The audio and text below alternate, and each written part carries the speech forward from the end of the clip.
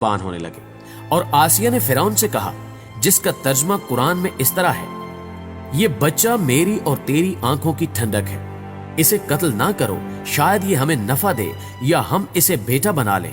اور وہ بے خبر تھے۔ ناظرین گرامی، چونکہ ابھی حضرت موسیٰ علیہ السلام شیرخوار بچے تھے، اس لیے ان کو دودھ پلانے والی کسی عورت کی تلاش ہوئی، مگر آپ کسی عورت کا دودھ نہیں پیتے تھے۔ ادھر حضرت موسیٰ علیہ السلام کی والدہ بے حد پریشان تھی کہ خدا جانے میرا بچہ کہاں اور کس حال میں ہوگا۔ پریشان ہو کر انہوں نے حضرت موسیٰ علیہ السلام کی بہن مریم کو جستجوئے حال کے لیے فرعون کے محل میں بھیجا، اور مریم نے جب یہ حال دیکھا کہ بچہ کسی عورت کا دودھ نہیں پیتا تو انہوں نے فرعون سے کہا کہ میں ایک عورت کو لاتی ہوں، شاید یہ اس کا دودھ پینے لگے۔ چنانچہ مریم حضرت موسیٰ علیہ السلام کی والدہ کو فرعون کے محل میں لے کر گئی، اور انہوں نے جیسے ہی جوش محبت میں سینے سے چمٹا کر دودھ پلایا تو آپ علیہ السلام دودھ پینے لگے۔ اس طرح حضرت موسیٰ علیہ السلام کی والدہ کو ان کا بچھڑا ہوا لال مل گیا۔ اس واقعے کا تذکرہ قرآن مجید کی سورہ قصص میں بھی موجود ہے۔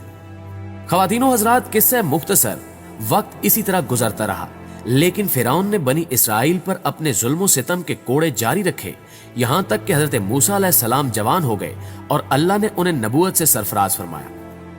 ایک دن حضرت موسیٰ علیہ السلام کو اللہ تعالیٰ نے حکم دیا کہ اب وقت آ گیا ہے کہ تم بنی اسرائیل کو مصر سے نکال کر باپ دادا کی زمینوں کی طرف لے جاؤ۔ چنانچہ اللہ تعالیٰ کے حکم کے مطابق حضرت موسیٰ علیہ السلام اور ان کے بھائی حضرت ہارون علیہ السلام ہزاروں بنی اسرائیل والوں کو لے کر راتوں رات مصر سے نکلے اور بحر احمر کے شمالی طرف خلیج سوئز کے شمال میں پہنچ گئے۔ فرعون کو جب یہ خبر ملی تو وہ اپنا بھاری لشکر لے کر ان کے پیچھے نکلا۔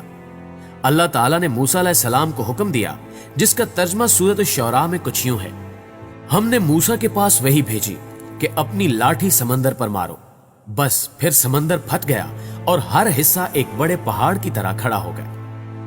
ناظرین گرامی، سمندر میں ایک خشک راستہ نکل آیا اور بنی اسرائیل اس پر چلتے ہوئے دوسری طرف بچ نکلے۔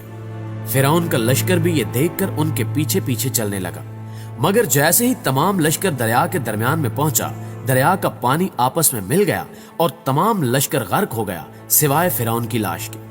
جب فرعون غرق ہونے لگا تو ملائکہ عذاب لیے سامنے نظر آنے لگے تو کہنے لگا کہ میں اسی ایک وحدہ لا شریک پر ایمان لاتا ہوں، مگر اللہ کی طرف سے جواب دیا گیا، اب ایمان لاتا ہے، حالانکہ تو پہلے نافرمانی کرتا رہا اور مفسد بنا رہا، تو آج ہم تیرے بدن کو دریا سے نکال لیں گے تاکہ تو پچھلوں کے لیے عبرت ہو، اور بہت سے لوگ ہماری نشانیوں سے بے خبر ہیں۔